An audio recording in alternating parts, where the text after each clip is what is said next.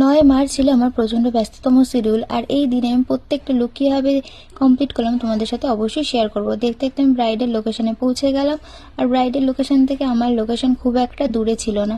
তারপরে আমি ব্রাইডের কাছে জেনে নিলাম সে কেমন লুক চায়, আর তার মনের মতন করতে পেরেছি নাকি তোমরাই জানিও। তারপর আমি তার জুয়েলারি পরিয়ে নিচ্ছিলাম, কারণ তার মাঝে কোনো ক্লিপ নিতে পারিনি, অনেকটাই তাড়াহুড়া ছিল, কারণ তার গোধূলি লগ্নে বিয়ে ছিল, আর তারপরে ছিল আমার 4-5টা পার্টি মেকআপ। যে কটা পেরেছি তোমাদের সাথে অবশ্যই পার্টি মেকআপের ভিডিও ফটো আমি শেয়ার করব।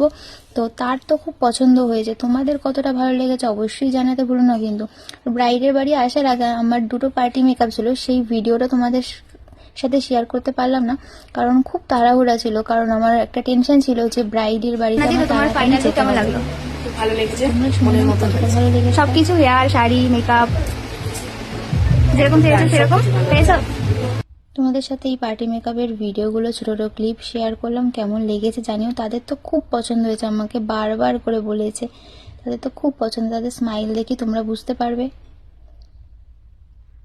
তারপরে তাদের সাথে আমি কিছু ফটো ভিডিও নিয়ে নিলাম, আর দিদির তো এত পছন্দ হয়েছে বারবার বলছে।